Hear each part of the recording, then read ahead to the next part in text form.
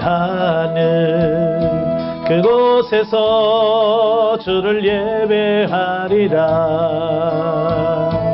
아무도 찬양하지 않는 그곳에서 나 주를 찬양하리라.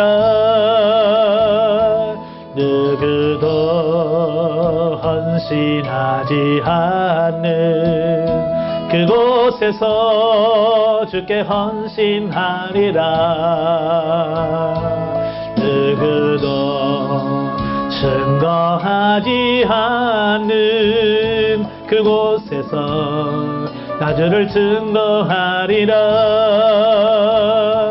내가 갚는 모든 땅 주를 예배하게 하소서. 주의 보혈로 덮어지게 하소서. 내가 선 이곳 주의 거룩한 곳 되게 하소서. 주의 향기로 물들이소서. 아멘. 기도하겠습니다. 은혜로우신 아버지 감사합니다. 오늘도 우리를 사랑하셔서 하나님의 귀한 말씀을 듣게 하시니 감사합니다.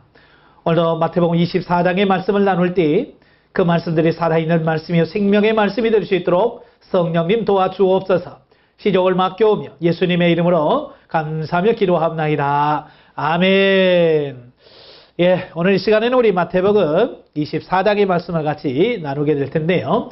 마태복음 24장은 우리가 잘 아는 것처럼 종말에 관한 내용을 다루고 있어요.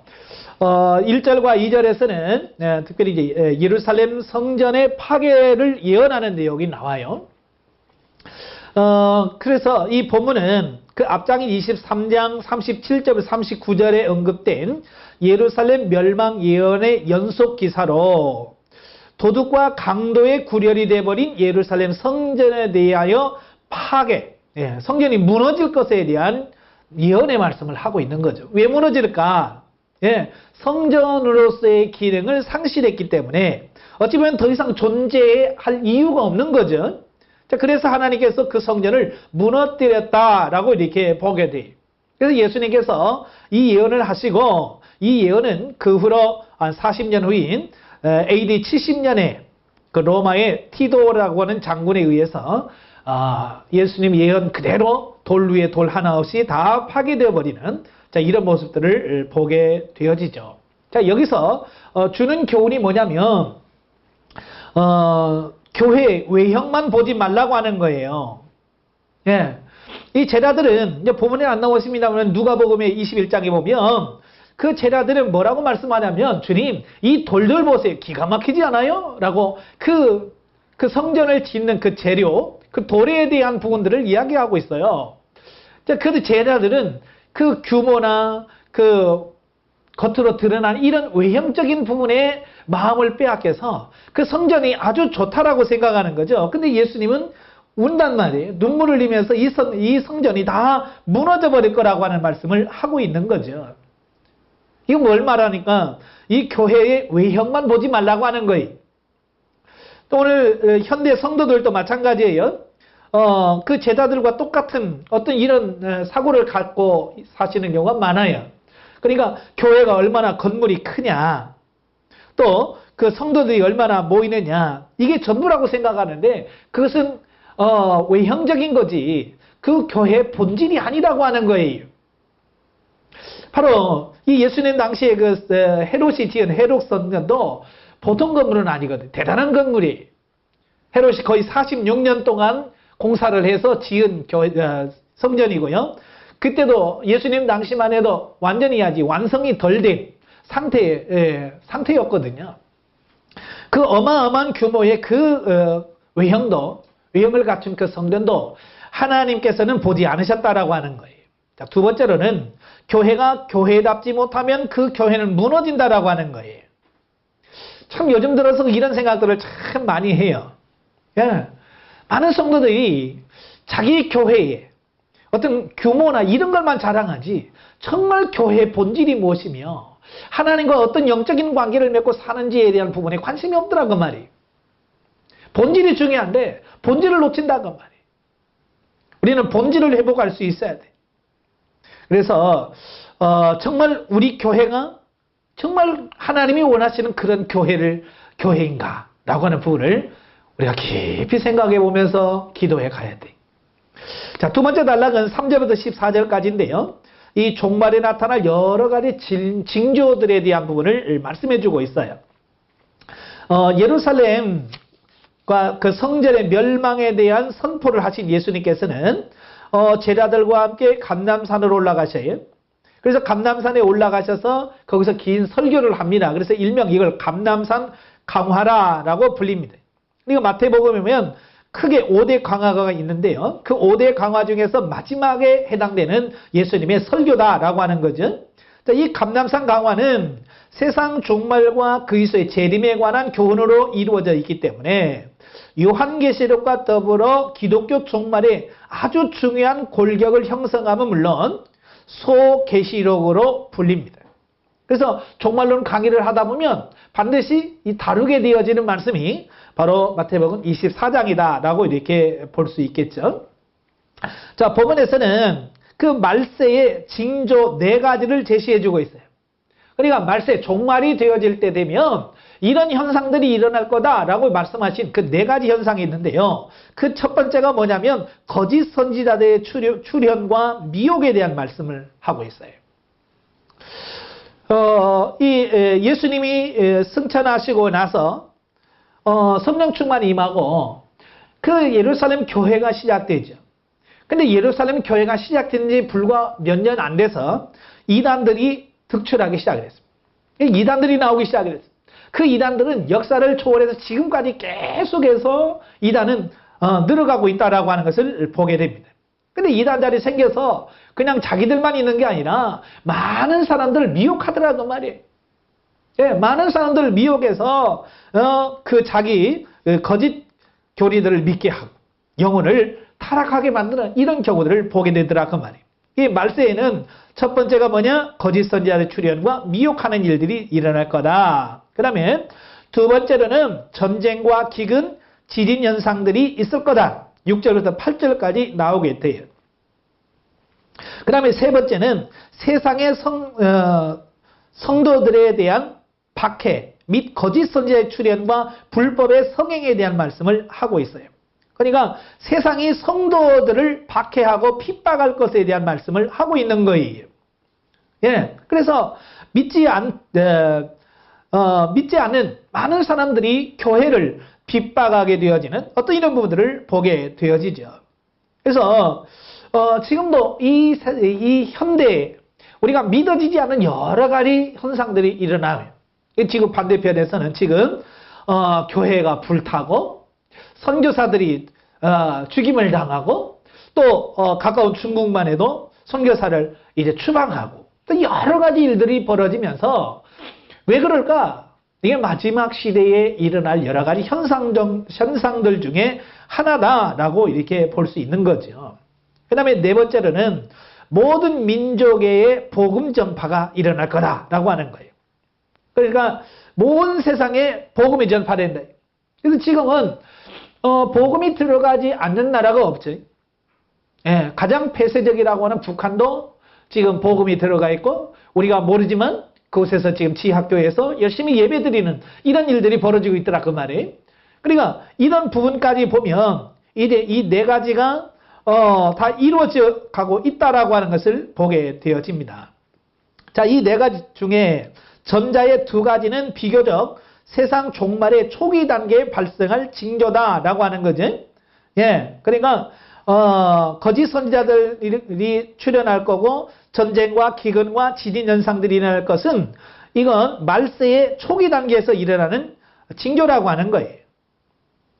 그러나 이 2가지 마지막 2가지 후자는 세상 종말의 후기 단계에서 발생할 징조라고 하는 것이죠. 그러니까 교회를 핍박하고 세상의 복음이 완전하게 전화되는 어떤 이런 부분을 보게 되어집니다. 그래서 우리가 지금 사는 이 시대를 뭐라고 하냐면 종말이라고 하거든요. 왜 우리가 종말이라고 말하냐면 이 4가지 주님께서 말씀하신 징조가 실제로 일어나고 있기 때문에 그렇게 표현하고 있다라고 하는 것을 보게 됩니다. 자, 여기서 우리가 주는 교훈이 뭐냐면 첫째는 영을 잘 분별하여 악한 영들의 미혹을 받지 않도록 조심해야 된다라고 하는 거예요. 다시 말하면 이 마지막 때일수록 이 악한 영들이 굉장히 활동을 많이 할 거예요. 그래서 정신을 차리지 않으면 우리가 미혹당할 수밖에 없다는 사실이에요. 지금도 얼마나 많은 이단들이 득세하고 그 이단들에 의해서 수많은 사람들이 지금 뭐하고 있어요? 미혹당하고 있잖아요. 넘어가고 있잖아요. 고통받고 있잖아요. 신천지나 하나님의 교회나 만민중앙교회나 또 은혜로교회라든지 자 이런 많은 이단들이 득세하고 그 성도들의 영혼을 파괴하는 어떤 이런 부분들을 보게 됩니다. 그러니까 우리도 정신을 차리지 않으면 우리도 그런 부분에 미혹될 수 있다는 거예요. 그 다음에 두 번째로는 시대가 악할수록 종말의 때가 가까워옴을 알고 그때를 준비하는 삶을 살아야 된다. 그러니까 오늘 이 시대를 보면서 많은 사람들은 한탄만 하는 거야. 왜 이 시대가 이렇게 어렵냐? 왜 이 시대가 이렇게 악하냐? 라고만 탄식하지. 정말 그때가 가까웠다는 사실을 인식하고 그 예수님의 종말, 주님의 재림을 준비하는 사람은 없더라고 말이에요. 그러니까 우리가 중요한 것은 뭐냐면 세상을 욕하거나 탓할 게 아니라 우리가 주님 오실 날을 준비해가는 그런 삶이 중요하다는 거예요. 자, 세 번째로는 환난과 핍박 가운데서도 소망 중에 기뻐하는 자들이 되어야 된다라고 하는 거예요. 왜냐하면 세상의 죄악이 극심해질수록 성도들에 대한 세상의 핍박은 더욱 극심해질 수밖에 없다는 거예요. 그러나 세상의 죄악이 극심하다는 것은 그만큼 종말의 때가 가까이 이르렀다는 증거라고 하는 거예요. 그러니까 주님 오실 날이 가까웠기 때문에 우리가 지금 이 세상이 이렇게 많이 어려움 당할 수 있다는 거예요. 그래서 이 시대를 바라보면서 야, 이게 주님 오실 날이 멀지 않았구나. 그래서 우리가 마라나타, 주 예수여 어서 오십시오 라는 어떤 그런 신앙생활이 되어야 되지 않을까라고 하는 것을 보게 되어지고요. 자, 세 번째 단락으로서는 15절부터 28절까지인데요. 마지막 대환란에 대한 말씀을 하고 계셔요. 자, 보면은 세상 종말에 있게 될 대환란 날의 그 참혹함에 대한 예언을 해주고 있어요. 그러니까 이 종말의 때에 성도들이 취해야 될 태도가 어떠해야 되느냐라고 하는 부분을 15절부터 20절까지 말씀해 주고 있어요. 자, 그 내용들은 뭐냐면 그 멸망의 날이 있을 때에 산으로 도망하라고 하는 거예요. 그리고 지붕에 있는 자들은 집 안에 있는 물건을 가지러 내려가지 말며 밭에 있는 자는 겉옷을 가지러 뒤를 돌이키지 말지어다. 자, 이 말이 무슨 말이에요?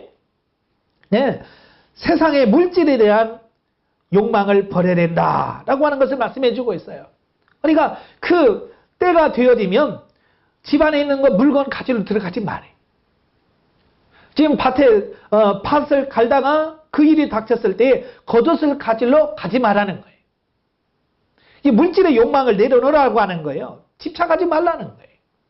근데 요즘 시세는 갈수록 사람들이 뭐냐? 물질에 집착해요. 물질의 욕망에 노예가 돼. 그래서 물질을 추구하고 물질이 전부인 것처럼 따라가는 것이 오늘날의 현실이에요. 그래서 예수님께서는 이 마지막 때 성도들이 가져야 될 부분이 뭐냐? 육신의 욕망을 내려놓아라. 예, 그 얘기를 하고 있는 거예요.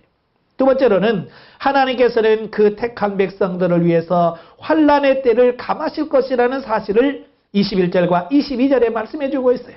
다시 말하면 그 하나님의 종말 심판이 그냥 그대로 실행되어진다면 이 땅에서 구원받을 만한 자가 없다는 얘기예요. 예, 구원받을 만한 자가 없어.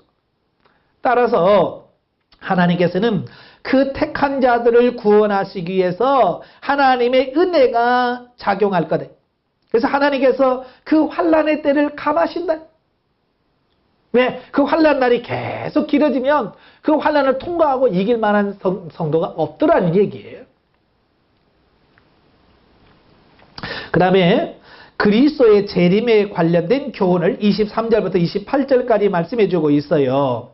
자, 여기서도 23절부터 28절까지 보면 여기서도 이제 거짓 선지자들이 많이 나타나죠. 미혹하는 자들이 나타나서 그리스도가 여기 있다 혹은 저기 있다 해도 믿지 마라. 심지어는 거짓 선지자들이 일어나서 큰 표적과 기사를 보여 할 수만 있으면 택한 자들을 미혹할 거다라고 말씀해주고 있다라고 하는 거예요. 예. 그러니까 거기에 속으시면 안 된다. 자, 본서에서 이로 보아서 그 본문의 성도들로 하여금 종말의 때에 일어날 일들로 인하여 두려움에 빠져서 믿음을 버리지 않도록 하기 위한 목적에서 본문을 주어졌다라고 말씀해주고 있는 거예요. 그러니까 대부분의 성도들이 이 종말론 하면 벌써 심장이 벌렁벌렁하고 두렵다는 말이에요. 예. 모든 사람들이 이 종말하면 두려움을 갖고 겁을 넣는다 그 말이에요. 그래서 오늘 말씀은 겁주기 위한 말씀이 아니라 그런 상황이 왔을 때 겁먹지 말고 차분하게 대응해 갈 수 있도록 바로 그 부분들을 주시기 위해서 주님께서 미리 우리에게 말씀해 주셨다라고 하는 것을 보게 돼요. 저도 예전에는 그 정말 특별히 이제 요한계시록 같은 부분을 읽을 때 참 많은 두려움이 가졌어요. 심지어 두려워서 그 책을 못 읽어. 자, 그런데 가면 갈수록 그 요한계시록의 말씀이 우리에게 두려움을 주기 위한 책이 아니라 우리를 구원하시기 위해서 주신 하나님의 말씀이라는 사실이 믿어지니까 요한계시록은 굉장히 우리에게 소망을 주는 말씀이더라 그 말이에요. 그래서 우리가 소망을 갖고 요한계시록 이 말씀을 우리가 읽을 수 있기를 바랍니다. 그래서 본서의 예언들은 이 복합성을 지니는 바 본문의 대환란 역시 종말에 있을 대환란에 관한 예언이면서 또 예루살렘 멸망의 때에 있을 상황에 대한 예언으로서 AD 70년 예루살렘 멸망 때의 이 교훈이 예언들이 그대로 성취되어졌다라고 하는 거예요. 그러니까 성경에 예언되어지는 그 예언은 복합적이에요. 그러니까 딱 한 번만을 위한 것이 아니라 1차 성취가 있고 2차 성취가 있고 3차 성취가 있어요.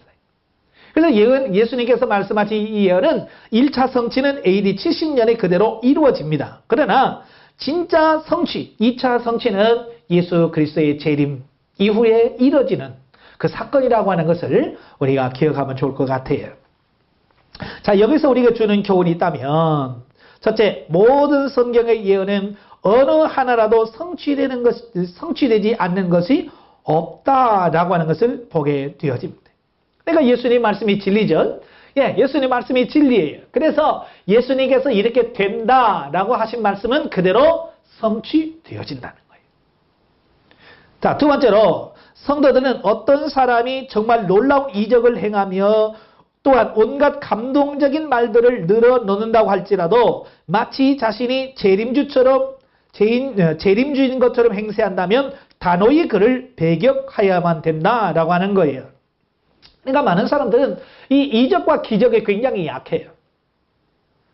기적을 행하면 거기 미혹될 수밖에 없어. 왜? 거기다가 많은 관심을 갖고 있기 때문에 그런 거죠.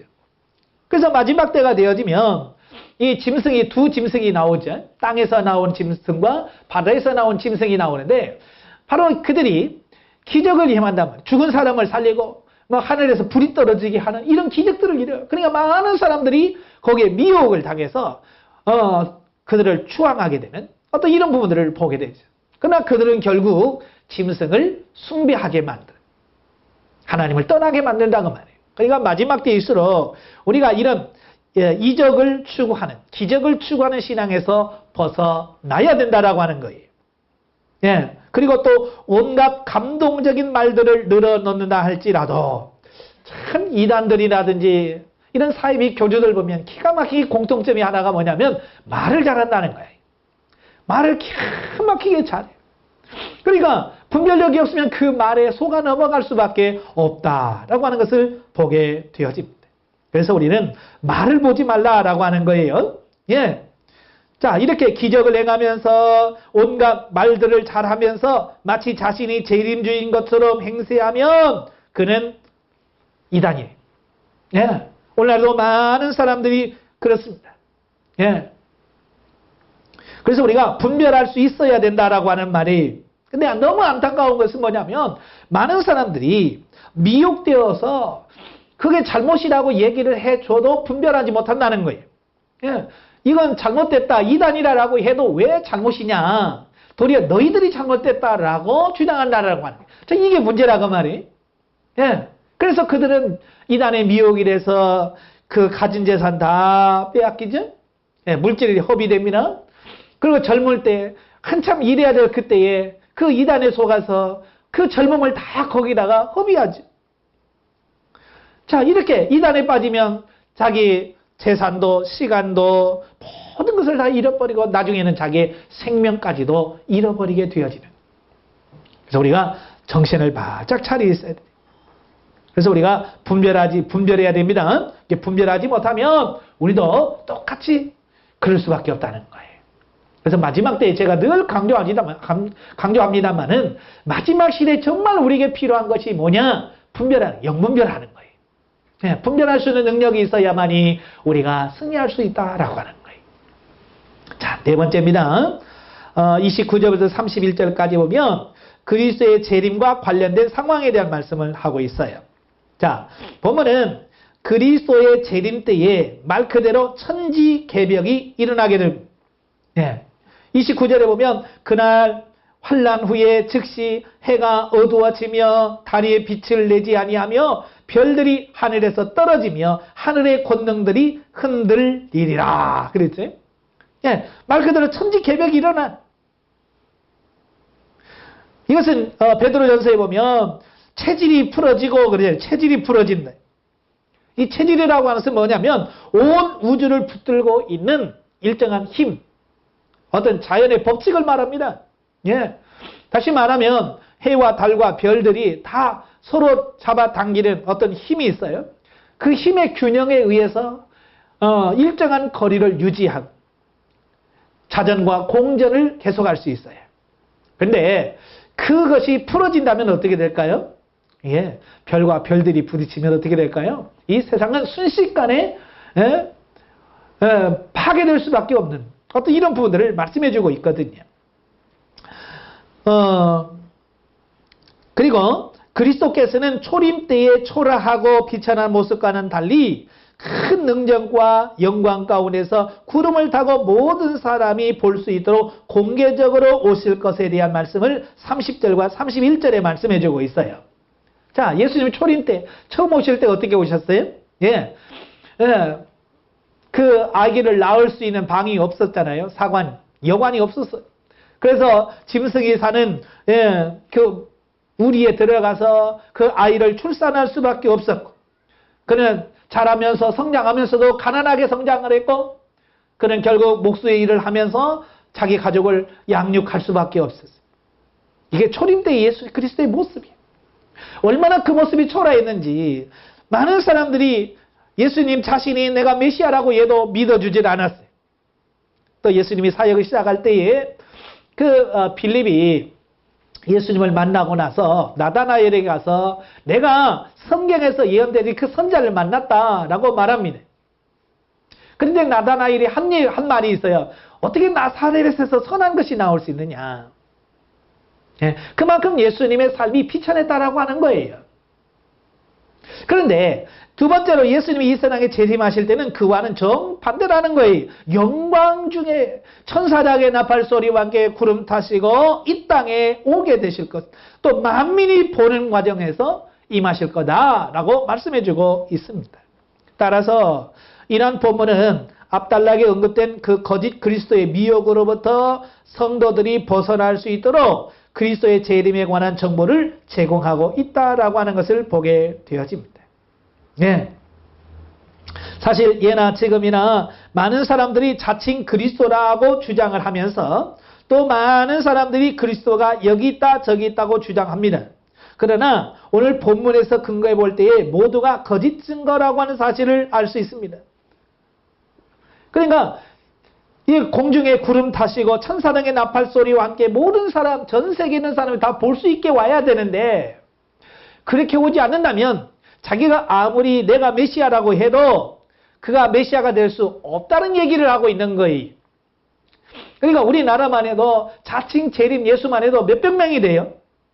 네, 알게 모르게 크게 드러난 것만 우리가 자칭 자기가 메시아라고 주장하는 사람 몇 있죠. 지금도 통일교회 문선명 죽었지, 안상홍도 죽었지. 예? 자기가 재림 예수라고 하죠. 지금 이만희도 자기가 재림 예수라고, 보혜사라고 얘기합니다. 그러나 그들이 올 때 구름 타고 온 적 없어요. 천사랑의 나팔 소리와 함께 온 적 없어요. 그러니까 그들이 주장하는 부분이 얼마나 허구인가를 이 성경을 보면 알 수 있는데, 왜 그렇게 어리석은지, 성경을 볼 줄 모르는 건지, 보고서도 눈이 가려서 못 보는 건지, 우리가 영안이 열려야 될 줄로 믿습니다. 본문에 언급된 예수 그리스도의 모습은 왕이 자기 도성으로 위엄있게 개선하는 광경을 연상케 하는 것으로, 종말의 그리스도께서는 승리하신 만왕의 왕으로 이 세상에 위엄있게 임하실 찬란한 모습을 보여주고 있다라고 하는 것을 보게 되어집니다.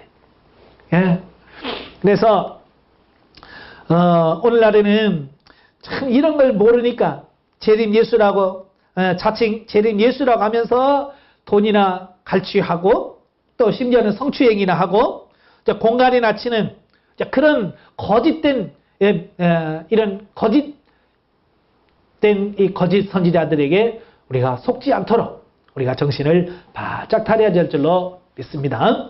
여기서 주는 교훈이 뭐냐면, 첫째는 예수 그리스도의 재림은 성도들에게는 엄청난 기쁨과 감격을 가져다 줄 것이지만, 불신자들에게는 돌이킬 수 없는 후회와 통곡을 가져오게 될 거다라고 하는 얘기예요. 그러니까 이 예수님의 재림, 이 심판은 항상 양면성을 가지고 있어요.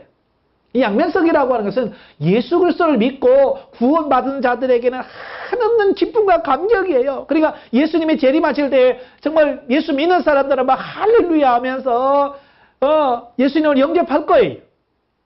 반대로 예수 그리스도를 비방하고 믿지 않았던 사람들은 사나 무너져라 파이야 가려라 라고 하면서 숨는다고 말이에요. 과연 우리가 어떤 자가 될 것인가? 이게 중요한 거예요.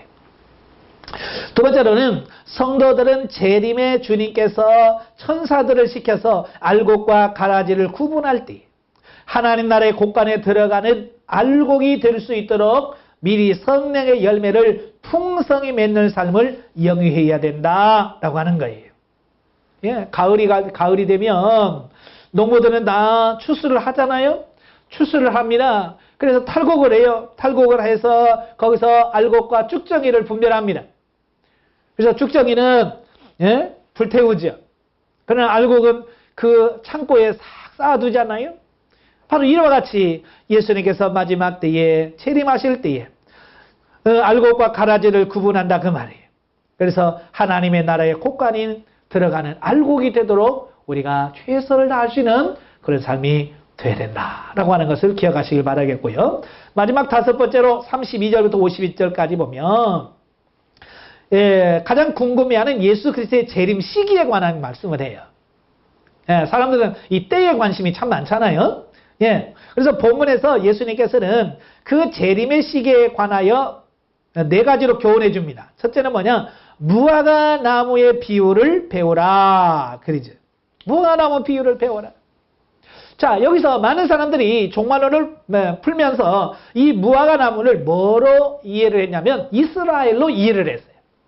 특별히 이제 세대주의자들이 무화과 나무는 이스라엘을 비유한다. 그래서 무화과나무 잎이 핀다라고 하는 말은 이스라엘이라는 나라가 없어졌다가 독립하는 것을 의미한다라고 하는 거예요. AD 70년에 이스라엘이 멸망을 하잖아요. 그리고 나서 거의 2000년이 지난 1948년 5월 14일에 드디어 이스라엘이라는 나라가 독립을 하게 돼요. 그래서 지금 역사상 이스라엘 나라가 지금 존재하게 되어지는 어떤 이런 부분들을 보게 됩니다. 바로 이 세대주의자들은 바로 그 이스라엘 독립이 바로 무화과나무 잎이 핀 거다. 그때부터 이제 한 세대가 30년 또는 40년이거든요.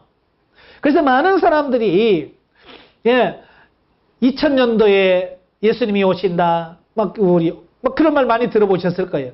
특별히 1980년도에 망한다. 이런 얘기들이 많이 나왔어요. 왜냐하면 바로 이 계산을 해보니까 그래요. 1948년에 이스라엘이 독립을 했잖아요. 그 이후로 한 세대, 40년 후면 1986년이잖아요. 88년이잖아요. 자, 바로 이렇게 계산을 막 해서 예수님이 이때 올 거다라고 많이 주장을 했어요. 그러나 그들의 추측은 다 물거품이 되어졌잖아요. 예, 그러니까 이 무화과 나무는 이스라엘을 의미하는 게 아니라 무화과 나무 잎이 피는 것을 보면 시기적으로 여름이 가까웠구나 라고 하는 것을 아는 것처럼 예수님께서 말씀하신 이 정황들, 징조들 있잖아요. 아까 3절부터 말씀드린 그 징조가 있잖아요. 그런 징조들이 일어날 때에 예수님 말씀하신 그때가 가까이 왔구나 라고 하는 것을 깨달으라 그 말이에요. 예. 그 다음에 노아의 때와 같다라고 하는 거예요. 노아의 때. 또 집주일의 비유, 그 다음에 두 종의 비유. 자, 이렇게 해서 계속해서 네 가지의 비유가 나오는데요. 이 네 가지 비유의 핵심 내용이 뭐냐면 재림의 시기의 불예측성에 대하여 말씀해주고 있다라고 하는 거예요. 그러니까 우리가 몇 년, 몇 월, 며칠이라고 우리가 예측할 수 없도록 지금 주님께서 말씀해주고 있다는 거예요. 물론 재림의 시기를 전혀 예측할 수 없는 것은 아니죠. 예, 재림의 때는 노아 홍수의 때와 마찬가지로 이미 예고된 일로서 그 임박성이 강조되어 왔습니다. 그러니까 창세기 6장에 보면 하나님께서 범죄하고 타락한 이 세상에 있는 사람들을 물론 심판하시기로 작정하시죠. 그래서 노아를 선택합니다. 그래서 노아에게 말하죠. 방주를 지어라. 이 세상 사람들의 수명이 120년이 되리라. 그것은 뭐예요? 120년 후에 이 세상을 물론 심판하시겠다라고 하나님 말씀해 주시는 거예요. 자, 이렇게 하나님이 정확하게 120년이라는 시간까지도 말씀해 주었어요. 그런데 그 시대에 많은 사람들이 구원을 받았는가? 전혀 아니었다는 거예요. 노아가 방주를 지으면서 많은 사람들이 구경 왔겠죠. 뭐 하는 것이냐? 방주를 짓는다. 왜 짓느냐? 하나님이 이 세상을 물론 심판한다고 했다. 너희도 같이 짓자라고 틀림없이 얘기했을 거예요. 그러나 그 아무도 노아의 말에 귀를 기울인 사람이 없었다는 얘기예요. 그러니까 오늘 이 시대도 마찬가지예요. 주님이 오신다고 아무리 얘기해도 많은 사람들이 귀가 가려서 그 이야기를 듣지 않게 되어질 거라고 하는 거예요. 그러다가 어느 날 어때요? 갑자기 노아 홍수가 오잖아요. 마찬가지로 주님의 재림도 어느 날 갑자기 그렇게 임하게 될 거라고 하는 사실을 여기서 말씀해주고 있습니다. 자, 따라서 우리는 이러한 징조들을 통해서 우리는 그런 때를 분별할 수 있다라고 하는 거예요. 그래서 많은 사람들이 지금 돌아가는 여러 가지 상황들을 바라보면서 지금 이 시대가 예수님 말씀하신 그 종말, 말세치 말에 있을 여러 가지 현상들이 지금 일어나고 있구나. 모두가 다 지금 인정하고 있어요. 그래서 어떤 과학자는, 역사학자는 지금 이 시대를 11시 55분이네. 시계로 11시 55분에 이렇게 가리킨다라고 말하고 있어요. 자, 12시면 종말을 의미합니다. 그러니까 11시 55분은 이제 거의 마지막에 왔다. 그런 의미를 말씀하고 있는 거죠. 다만 그 정확한 시기와 때는 아무도 알 수 없고 오직 하나님만 하신다라고 말씀해주고 있어요. 예, 그러니까 주님이 언제 오실지 그 날짜는 누가 아느냐? 오직 하나님만 아시게 될 거다. 그러니까 지금 내가 안다라고 말하는 사람은 교만한 사람이에요. 예, 예수님도 뭐 그냥 나도 모르고 천사도 모른다. 예수님도 모른다고 시인한 것을 어떻게 자기가 알겠습니까? 자, 그래서 안다고 하면 그 사람은 이미 모르는 사람이에요. 그러니까 재림 날짜가 몇 월 며칠이라고 말하는 사람 옆에는 가지 마라 라고 하는 거예요. 자, 이처럼 재림의 시기가 비밀에 감춰져 있는 이유가 뭐냐? 두 가지. 첫째는 믿는 사람들에게는 항시 깨어 경성하기 위함이다. 그러니까 모르기 때문에 언제 주님이 오실지 모르니까 깨어 있을 수밖에 없다는 거예요. 예, 만약에 몇 년, 몇 월, 며칠 날 오신다고 한다면 이거 멀었네.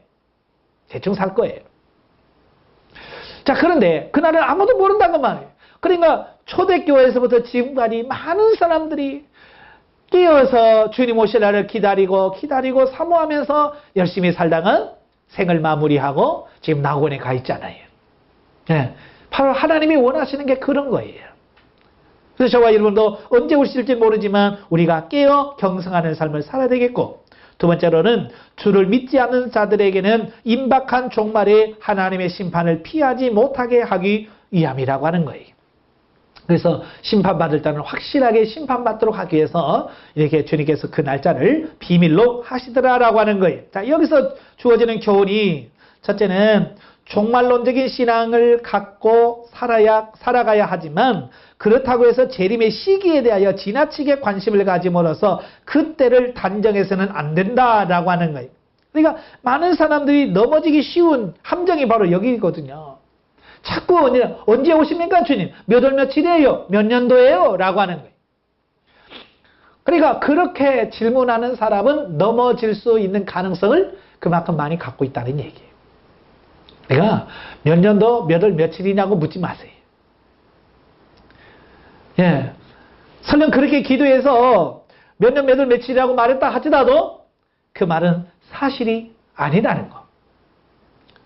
예, 우리가 그래서 많은 사람들이 속아 넘어가는 이유가 바로 이제 그 몇 년 몇 월 며칠이냐라고 했을 때 하나님이 말씀해 주는 것이 아니라 광명한 천사로 가장한 사단이 그에게 그 말을 줌으로 말미암아서 사람들을 미혹하게 만든다 그 말이에요. 그러니까 잘 속으시면 안 됩니다. 자, 두 번째로는 세상 일에 너무 몰두하여 재림의 때가 임박했음을 깨달지 못하며 영적인 일에 무관심하는 어리석음을 범해서는 안 된다라고 하는 것을 보게 됩니다. 예. 그래서 우리가 세상 일도 열심히 해야 돼. 게을르면 안 됩니다. 그러나 중요한 것은 그 세상 일을 하면서 너무 바빠서 영적인 삶을 등한히 하고 영적인 부분에 신경 쓰지 못한다면 그게 더 큰 문제다 그 말이. 예, 그러니까 우리가 두 가지를 잘해야 돼. 세상 일도 잘해야 되고 영적인 부분도 잘 할 수 있는 사람이 돼야 된다.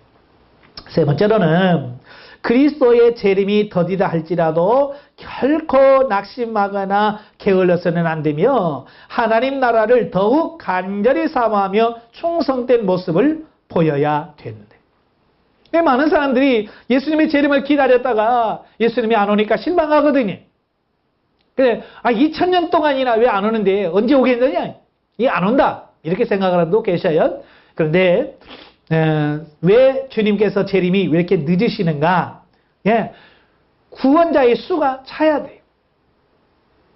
하나님이 준비하시고 예비하신 그 하나님의 나라에 들어갈 살 수 있는 그 구원받은 백성의 수가 찰 때까지 하나님께서는 지금 기다리고 계시더라라고 하는 거예요. 어찌 보면 지금 이 시대에 살고 있는 우리는 예수님이 안 오신 것이 복이. 그렇잖아요. 만약에 예수님이 10년 전에 오셨다고 한다면 지금 예수 믿은 지 10년 안 된 사람은 그때 10년 전에 예수님 오셨으면 구원 못 받잖아요. 10년 전에 예수님이 안 오셨기 때문에 내가 구원을 받을 수 있었던 거고, 10년 전에 우리 모습을 한번 보세요. 영적으로 얼마나 미숙한 상태였고, 예? 자, 그런 상태에서 주님 오셨다면 우리가 주님 앞에 어떻게 서겠어요? 근데 주님이 안 오셨기에 그동안 우리가 영적으로 성장할 수 있고 이렇게 준비할 수 있기 때문에 우리가 얼마나 감사하고 고마운지, 예수님의 재림이 늦어진 것에 대해서. 예. 자, 영적 예를 봅니다. 자, 본장에서는 그 예루살렘의 멸망과 종말에 대한 말씀을 통해서 종말론적인 바른 신앙 태도를 가질 것을 말씀하고 있습니다. 그래서 우리가 종말론적인 신앙이라고 하는 게 뭐냐?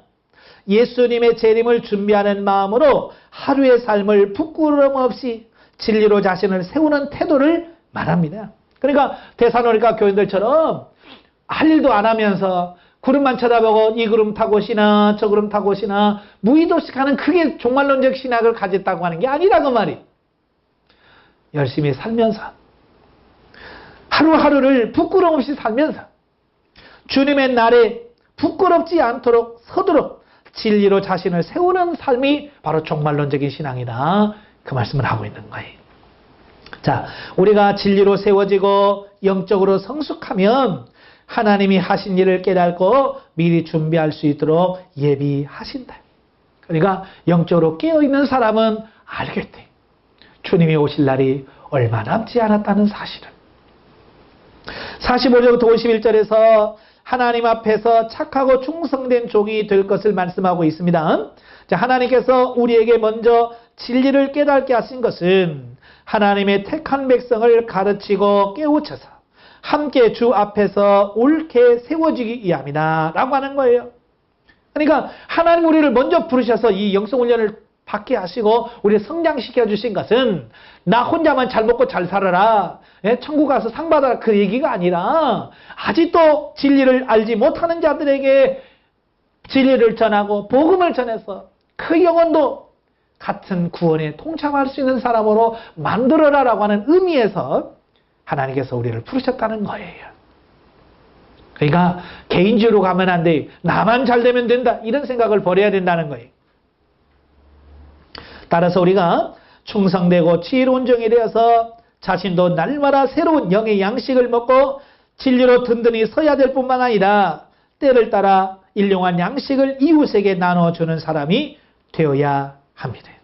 그래서 마지막 때에 우리가 전도하고 또 전도되어 있는 영혼들을 양육해서 정말 하나님의 말씀대로 사는 자로 양육해 가는 것이 매우 중요하다라고 하는 거예요. 자, 이 24장의 그 성경을 통한 이해를 보면, 자, 무너질 성전에 대한 부분을 같이 보도록 하겠습니다. 24장 1절부터 2절까지 보면 주님이 말씀하시잖아요. 너희가 이 모든 것을 보지 못하느냐? 내가 진실로 너희에게 이르노니 돌 하나도 돌 위에 남지 않고 다 무너뜨려지리라 라고 말씀해주고 있습니다. 무너질 성전에 대한 말씀을 해요. 자, 성전은 이미 마태복음 4장에서 이미 성전에 대한 부분을 한번 살펴보았어요.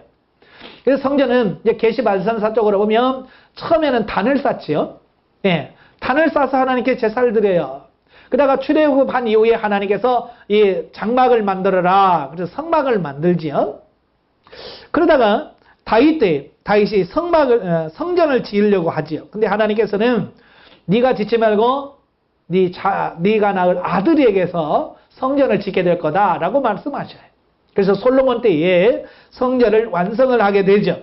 바로 눈에 보이는 성전이 성전 시대라고 볼 수 있어요. 그러다가 예수님이 오셔서 이제 눈에 보이는 성전이 성전이 아니죠. 예, 우리 몸이 성전이라고 바뀌어집니다. 성전의 개념이 눈에 보이는 성전에서 보이지 않는 우리 자신이 하나님의 성전이라고 하는 것을 보게 되고, 그 눈에 보이지 않는 성전은 하늘 성전, 영원한 성전, 하늘나라에 있는 성전의 개념으로 이렇게 발전되어져 가는 부분을 보게 되어집니다. 자, 본문에서는 이제 거기에다 더 붙여서 눈에 보이는 성전이 무너질 거라고 하는 것을 말씀해 주고 있어요. 어느 누구도 이 성전이 무너질 거라고 하는 생각을 안 합니다. 예, 특별히 이스라엘 백성들도 이 성전이 무너질 거라고 하는 것은 아예 생각을 안 했어요. 자, 한번 보죠. 자, 1번 출애굽기 25장. 출애굽기 25장 1절부터 9절까지를 보면 하나님께서 모세에게 명령을 하셔요. 그 명령이 뭐냐면 내가 거할 성소를 지어라 라고 말씀해 주시는 거예요. 하나님께서 모세에게 야, 그들 중에 거할 성소를 그들이 나를 위하여 지어라 라고 8절에 말씀해 주고 있어요. 그러니까 성전은 누가 명령하신 거냐면 하나님이 우리에게 명하신 거예요.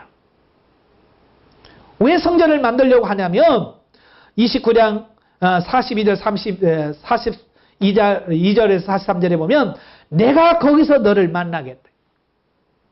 그러니까 이 성전은 하나님이 이 땅에 있는 백성들을 만나는 장소, 교제의 장소로 이 성전을 세우라 라고 말씀해주고 있는 거죠. 그래서 이 성소를 통해서 하나님과의 영적 교제가 이루어집니다. 자, 그래서 모세가 그 하나님의 말씀에 순종해서 성막을 만들게 되죠. 성막을 만듭니다. 그래서 성막을 다 만들었어요. 출애굽기 40장에 하나님께 봉헌을 하게 되죠. 자, 자, 봉헌할 때 어떤 일이 벌어졌어요? 예. 출애굽기 40장 34절에 보면 구름이 회막에 덮이고 여호와의 영광이 성막에 충만하니 모세가 회막에 들어갈 수 없었으니 이는 구름이 성막 위에 덮이고 여호와의 영광이 성막에 충만함이었고 구름이 성막 위에 떠오를 때에는 이스라엘 자손이 그 모든 행진의 길에 앞으로 나아갔고요. 자, 그 성전 안에 구름으로 꽉 찼어. 이 구름은 하나님의 임재를 상징하지. 그러니까 이 성전의 삶이 얼마나 귀하고 복된 삶인가 라고 하는 것을 말씀해 주고 있는 거예요. 자, 중요한 것은 바로 이런 하나님의 영광이 계속 그 성전에서 이루어졌으면 얼마나 좋을까라고 하는 거예요. 근데 시간이 점점 흘러가면서 이 성전에서 하나님과 만남이 이루어지지 않는 거예요. 특별히 이제 사사시대를 가면서 사사시대에 가면 이제 점점 타락하게 되죠. 그러다가 이제 사무엘상 7장에 보면 아주 중요한 내용이 나와요. 사무엘상 7장에 보면 이스라엘 백성이 블레셋과 전쟁을 하죠. 자, 전쟁을 하는데 어떻게 됩니까? 패하게 됩니다. 전쟁에 지니까 이 백성들이 야, 우리가 전쟁에 진 이유는 이 법궤를 가져오지 않아서 우리가 진 거야 라고 생각을 한 거예요. 그래서 그들은 성전에 있는 성소에 있는 그 법궤를 가지고 오죠. 그런데 그 전쟁에서 패하게 되고 그 법궤를 빼앗기게 됩니다. 그래서 법궤는 블레셋에 가게 되고요. 바로 그때 이스라엘 백성 그 블레셋에 의해서 이 실로까지도 침노를 당해요. 그래서 실로가 파괴가 되어버립니다. 근데 원래 그 모세가 지은 성막 있잖아요. 자, 성막이 요단을 건너서 길갈에 세워집니다. 자, 길갈에 성소가 있었는데요. 자, 여호수아가 그 땅을 분배하면서 이 이스라엘 백성들이 열심을 안 내는 거예요.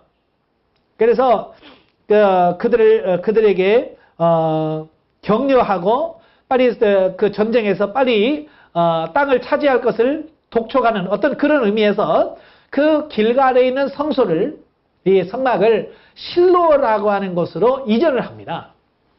그래서 실로에서 이래 성소가 있었어요. 그때 엘리 제사장 때까지 바로 실로에 있었는데 우리가 잘 아는 것처럼 어때요? 엘리가 무능할 뿐만 아니라 영적으로 무감각하고 그 자식들이 너무 패역해서 하나님께서 경고를 했음에도 불구하고 그 경고를 받아들이지 않아요. 그래서 그들을 치실 것을 말씀하시고 그 말씀대로 엘리 제사장도 죽고 두 아들도 죽고 결과적으로 그 성소까지도 다 파괴가 되어버립니다. 물론 성경에는 파괴됐다는 말이 안 나와요. 그런데 중요한 것은 이제 사무엘상 7장 1절과 2절에 보면 그런 거예요. 블레셋 사람들이 여호와의 법궤를 돌려보내죠. 왜요? 하나님께서 독종으로 치니까 어쩔 수 없이 그 법궤를 돌려보내요. 근데 그 법궤가 돌아왔음에도 불구하고 이미 실로 썼어요. 이게 중요한 거예요. 그 법궤가 돌아갈 자리가 없었어요. 장소가 없었어요. 그래서 부득이 기럇 여하림이라고 하는 산골 마을에다가 그 법궤를 보관할 수밖에 없었다라고 하는 거예요. 예. 나중에 예레미야에 보면 예레미야 26장 1절부터 7절에 보면 그 실로처럼 무너질 것에 대한 말씀을 하거든요. 예. 그래서 이 실로가 철저하게 파괴되어져 버리는 이 부분을 보게 됩니다. 그래서 왜 다윗이 성전을 지으려고 했는가? 바로 이 실로가 무너지면서 사실상 이스라엘 백성들이 하나님을 만날 그 성막이 제대로 세워지질 않았어요. 그래서 바로 그 하나님을 향한 열심히 특심했던 다윗이 성전을 지으려고 했던 이유 중에 하나가 바로 그런 거죠. 자, 그러다가 열왕기상 8장 1절부터 11절에 보면 이제 다윗이 그렇게 원했던 성전, 다윗이 짓고 그의 아들 솔로몬이 왕이 되었을 때 그 솔로몬에 의해서 이제 성전이 세워지게 됩니다. 그래서 이 성전이 세워지고 하나님께 봉헌식을 하게 되어지죠. 예. 자, 그래서 또 그 솔로몬의 성전에도 하나님의 영광이 충만했다 그랬죠. 예. 열왕기상 8장 11절에 보면 제사장이 그 구름으로 말미암아 능히 서서 섬기지 못하였으니 이는 여호와의 영광이 여호와의 성전에 가득함이었더라 라고 말씀해 주고 있습니다. 그러니까 솔로몬이 성전을 지었을 때에 그 성전에 하나님의 영광이 가득 찼다라고 말씀하고 있습니다. 자, 아까 성막처럼 그게 오래 지속이 됐으면 얼마나 좋겠어요. 근데 세월이 흘러가면서 여러 왕들이 등장을 하면서 그 성전은 점점 파괴되어지고 무너지더라고 하는 거예요. 그래서 결국 예레미야 시대는 그 성전이 무너질 거라고 말씀해 주고 있어요. 자, 예레미야 26장. 예레미야 26장 1절부터 7절까지를 보면 하나님께서 예레미야를 통해서 이 성전이 무너질 거다라고 말씀합니다. 특별히 6절 보십시다. 예레미야 26장 6절에 보면 내가 이 성전을 실로같이 되게 하고, 아까 말씀드렸죠? 예, 엘리 제사장 때에 타락하니까 실로가 파괴가 되었어요. 제가 성지순례 가서 바로 이 실로에 가봤어요. 실로에 가봤더니 완전히 흥부더기 속에서 발굴하고 있더라고요, 지금. 예, 고고학자들이 지금 땅을 파면서 옛날에 이렇게 생겼구나 라고 하는 것을 지금 이렇게 하게 될 만큼 철저하게 파괴가 되어버리는 어떤 그런 모습을 보거든요. 바로 그 실로가 무너졌던 것처럼 이 솔로몬의 성전도 무너질 것이다 라고 말씀해주고 있더라고 하는 거예요. 예. 왜? 바로 성전이 성전답지 않았기 때문에, 성전으로서 기능이 상실됐기 때문에 그렇다라고 하는 거예요.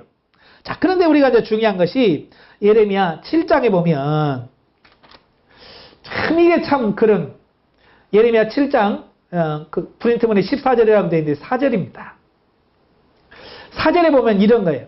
너희는 이것이 여호와의 성전이라 여호와의 성전이라 여호와의 성전이라 하는 거짓말을 믿지 말라 그랬어요. 자, 이게 무슨 말이냐면 이런 거예요. 하나님이 너희를 멸하실 거다. 하나님의 성전을 무너뜨릴 거다라고 심판을 선언하니까 이 이스라엘 백성들이 뭐라고 말씀하냐면 여호와의 성전이라 여호와의 성전이라 여호와의 성전이라. 이게 무슨 말이냐면 우리에게 성전이 있는데 왜 망하냐는 거예요. 그러니까 예루살렘의 성전이 있는 한 우리는 절대로 망하지 않는다라고 하는 헛된 믿음을 얘기하고 있는 거예요. 다시 말하면 이스라엘 백성들이 하나님을 의지하고 하나님을 섬겨야 되는데 이 성전, 눈에 보이는 이 성전이 전부이고 성전만 있으면 된다라고 하는 그 헛된 신앙, 잘못된 신앙으로 빠졌다라고 하는 거예요. 바로 그것을 지적해주고 있다라고 하는 거예요. 예. 그래서 이스라엘 백성들이 절대로 우리는 성전이 있는 한 우리는 망하지 않는다, 무너지지 않는다라고 계속해서 그 예레미야에게 반격을 하지요. 자, 오늘날에도 이와 비슷한 사고를 가진 성도들이 참 많습니다. 예. 그래서 교회만 지으면 다 될 줄 알아요. 그래서 교회 건물 하나 지으면 복이 말고 영원한 천국이 주어질 거라고 생각합니다. 그래서 교회 짓기 경쟁이라도 하듯이 교회 건축을 합니다. 교회 건축을 하면서 어때요? 제일 큰 교회 짓는다고, 제일 아름답게 짓는다는 어떤 그런 부분을 통해서 경쟁을 합니다. 과연 내가 교회 건물을 크게 아름답게 지었다고 해도 정말 크게 정말 내가 구원받을 수 있는 길일까? 라고 하는 거예요. 모든 죄가 그 성전을 지음으로, 교회를 지음으로 사함받을 수 있을까? 천국에 들어갈 수 있는 그 자격증을 줄까? No. 솔로몬이 그렇게 아름다운 성전을 지어도 그 성전 때문에 구원받은 게 아니에요. 성전은 하나님이 거하시는 곳이에요.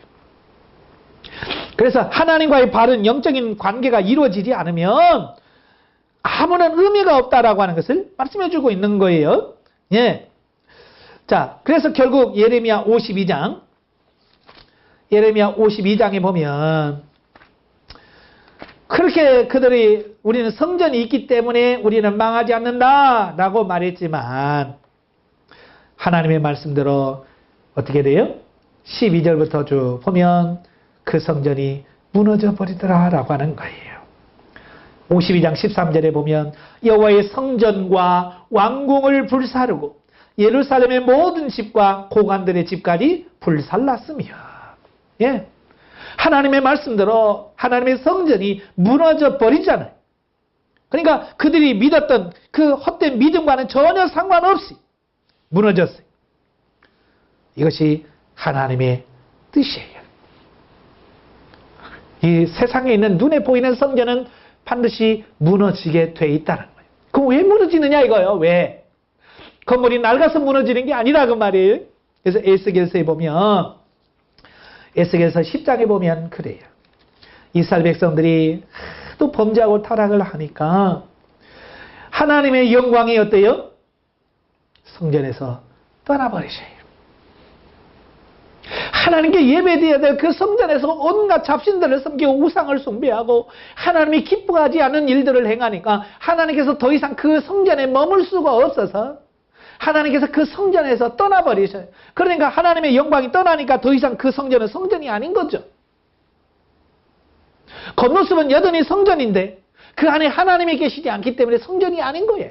그래서 그 성전은 무너질 수밖에 없었다라고 하는 거예요. 이것이 오늘날 우리들에게 주는 교훈이에요.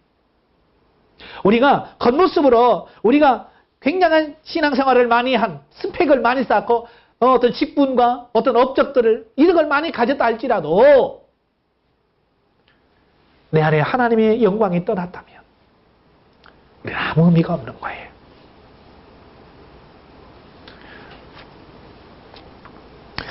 자, 신약시대에 옵니다. 요한복음 2장 13절부터 22절에 보면 예수님이 사역 초기에 예루살렘에 올라갑니다. 예루살렘 성에 가보니까 장사하는 사람들로 가득 찼습니다.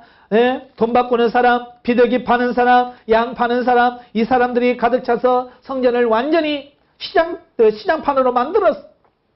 그래서 예수님께서 그들을 내가 쫓으면서 뭐라고 말하냐면 2장 16절에 이것을 여기서 가져가라. 내 아버지의 집으로 장사하는 집을 만들지 말라. 장사하는 집으로 만들지 말래.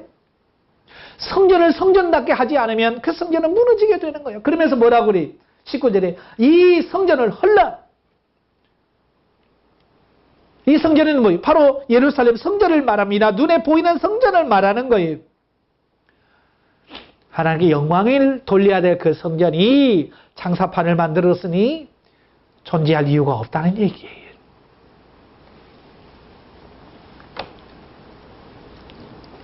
자, 그리고 오늘 24장 1절과 2절이 바로 예수님께서 말씀하셔요. 이 예루살렘 성전이 무너질 거다. 너희가 이 모든 것을 보지 못하였느냐? 내가 진실로 너희에게 이르노니 돌 하나도 돌 위에 남지 않고 다 무너뜨려 치리라. 라고 예수님께서 2차 예언을 하게 됩니다. 예? 돌 하나도 돌 위에 남지 않는다는 말은 철저하게 무너질 거라고 하는 거예요. 왜냐? 그들은 성전을 강도의 구렬로 만들었기 때문에 그래요. 자, 이걸 이제 사도 바울이 고린도전서 3장 16절부터 더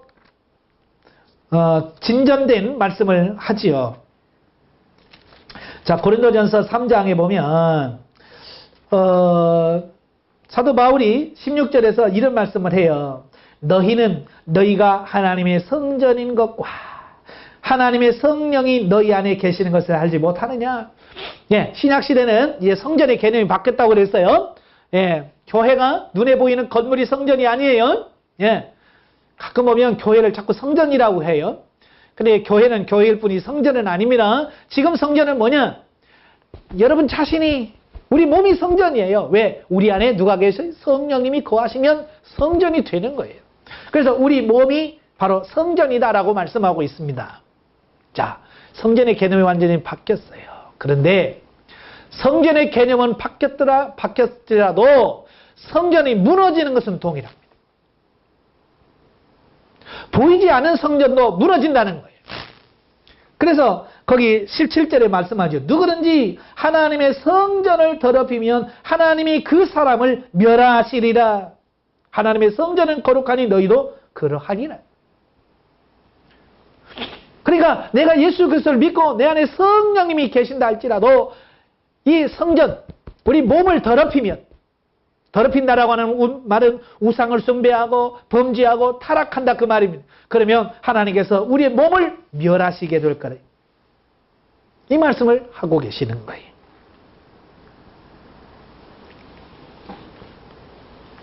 다시 말하면 교회 다니면 다 되는 것이 아니라고 하는 거예요. 교회만 다닌다고 되는 게 아니라 그 말이에요.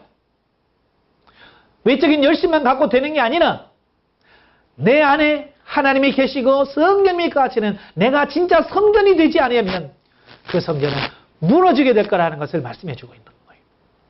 영성훈련하면서 신령한 성전으로 다 내주내지하면서 건축이 되었다고 말합니다. 그러나 시간이 흘러가면서 하나님의 임재조차도 느끼지 못하며 하나님과 관계없이 살아가는 사람들이 얼마나 많은지, 수료한 지 몇 년 되면 내가 영성훈련 받았는지도 모를 만큼 영적으로 둔화되어지고 하나님과 관계없는 상관없는 삶을 살아가는 거예요. 이게 성전이 무너진 삶이에요. 무너진 삶.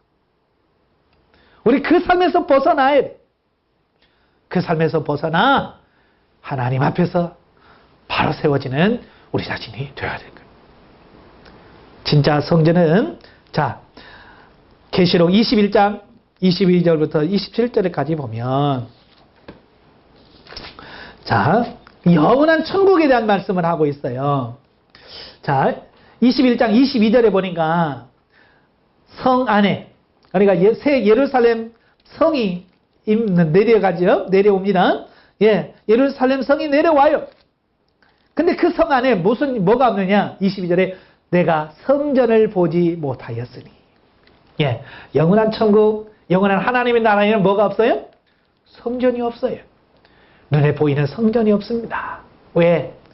하나님 곧 전능하시니와 어린 양이 그 성전 자체이다. 예. 하나님과 예수 그리스도가 성전 그 자체예요. 그래서 눈에 보이는 성전은 없어. 육신의 성전은 무너집니다.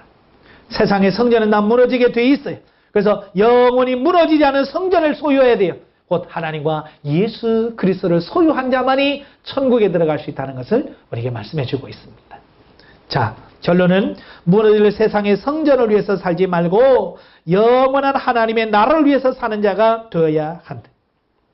자, 여기서 눈에 보이는 성전은 오늘날의 교회를 의미합니다. 예. 오늘 교회를 자기가 본인이 다니고 있는 교회를 소중히 여기는 것 중요합니다. 그러나 눈에 보이는 그 건물에 치중하고 진짜 중요한 영적인 준비가 없다면 눈에 보이는 성전이 무너질 때에 같이 무너지고 망하게 될 거라는 사실을 우리가 기억을 하셔야 돼요. 예. 다시 말하면 눈에 보이는 건물에 속지 말라는 얘기예요. 예. 자기가 다니는 교회가 크다고 자기 믿음이 큰 게 아니에요. 교회 다니는 성도가 많다고 자기 믿음이 그만큼 큰 거 아니라고 하는 거예요. 많은 사람들이 이런 헛된 자부심 거기에 속아. 그래서 진짜 준비될 영적인 부분을 준비하지 못하는 속아 사는 그런 삶을 살 수밖에 없어요. 우리는 거기에 속지 않기를 바랍니다. 영적으로 바른 행실과 온전한 믿음으로 정말로 내가 성전입니다. 지금 시대는 내가 성전이거든요. 우리가 중요한 것은 내 안에 하나님이 계시는 것, 성령님이 내 안에 머물러 계시는 것. 에스겔 선지자가 말한 것처럼 하나님의 영광이 떠난다면 그 성전의 의미가 없다는 것 우리가 잘 기억하시기를 바랍니다. 기도하겠습니다. 은혜로우신 아버지 감사합니다. 하나님은 모세에게 성막을 지으라고 하셨고 그 성막을 통해서 하나님이 우리와 함께 하시고 우리를 만나 주겠다고 말씀해 주셨습니다. 그래서 역사 이후로 계속 성막은 존재하고 성전은 존재했지만 계속해서 타락함으로 말미암아 그 성전은 무너졌습니다. 오늘날 이 시대는 우리 몸이 성전이라고 말합니다. 그래서 성삼위 하나님께서 내 안에 들어오셔서 우리가 하나님의 거하시는 성전이 되었습니다. 그럼에도 불구하고 이 성전이 더럽혀지면 하나님의 그 몸을 멸하시리라고 말씀했습니다. 혹시라도 우리가 지금 우리의 성전이 더럽혀지고 있지 않는지 우리 자신 한번 되돌아보게 하시고 하나님 앞에서 정결된 심령, 정결된 마음, 정결된 삶을 통해서 우리가 성전이 성전다워지는 그런 삶이 유지될 수 있도록 도와주시옵소서. 예수님의 이름으로 감사하며 기도합나이다. 아멘.